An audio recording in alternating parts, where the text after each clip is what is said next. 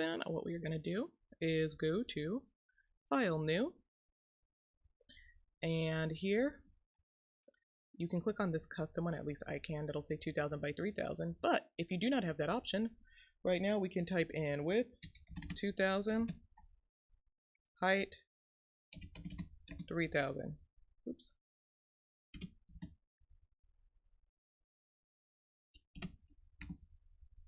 There we go. Create. We have our document. So, how do we put pictures into this file if you are not aware? You can actually take, this is a picture, I can drag and drop it in. It'll load in, click enter. Okay, so we have this picture in here. And if I want it to blend into the background, what I can do first, I'm going to take out the background of the photo. So I'm going to go up to Select, Subject. It's going to do its thing. Okay, so it has a selection now. And I am going to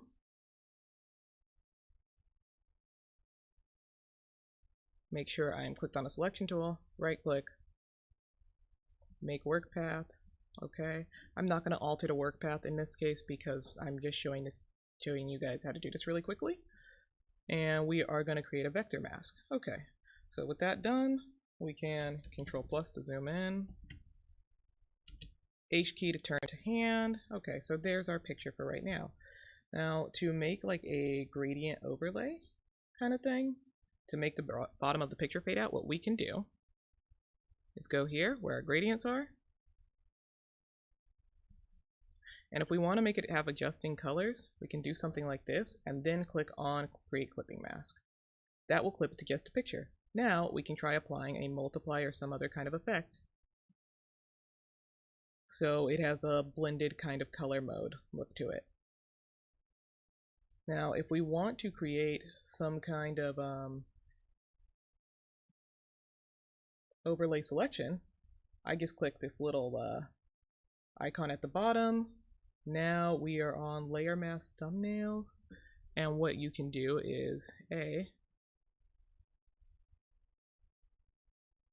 you can use a really soft big brush and start doing that to fade it out, or you can use a gradient mask. So the way this works is whatever is black is covered, whatever is white shows through. If I use that, it creates a nice gradual fade. And that goes for whatever background I have here. So even if I put a color in this background, it still does do the same kind of masking effect. And it doesn't matter which way the color goes because it is just set to be clear on the bottom. Yep, that's about it. You can also set the full layer once you have a color in the background and everything. You can press Control minus to zoom out. You can actually go and let's say I put a background picture in here. So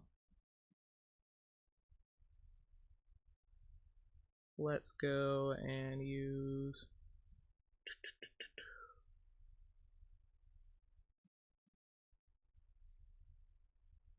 let's use a picture of a landscape or something.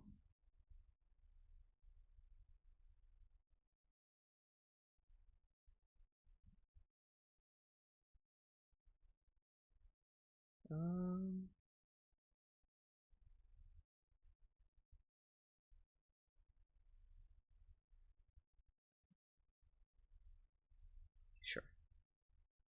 Click and drag that in here. So even if I make it it's big and everything, I can still keep this picture here, and I can add another overlay to that if I want to. So here we have a bunch of different hue, vibrance, all those kinds of overlays. This is a gradient fill, and if I move that upward, it'll cover everything. Let's try it in a different color so we can see its effects.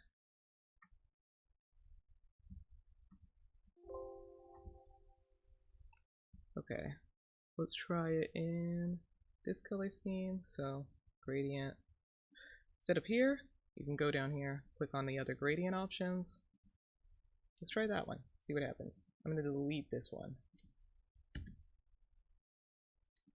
So normal, color burn, and you can just kind of scroll over through the effects. That one looks really cool, so we can try that one out. Same thing goes for this base layer. Instead of having it on normal, you can change it to multiply or any of these other ones.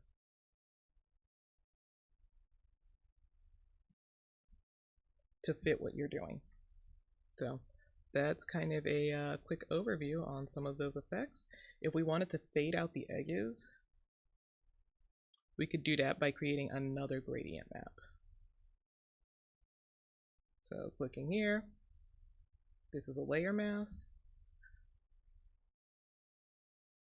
And I can, like I said, either do it with the gradient or I can make a really big brush. Make sure it's set on black right here. And I'm holding down the shift key and just making some straight lines on the edges. The shift key makes sure that everything turns into a perfectly straight line, so I don't have to worry about like accidentally making this kind of line instead or something. Control Z, there we go.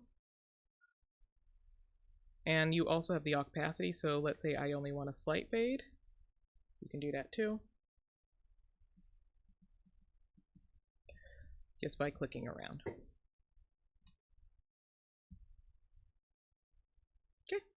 Oh, there you go. There's a little overview on stuff.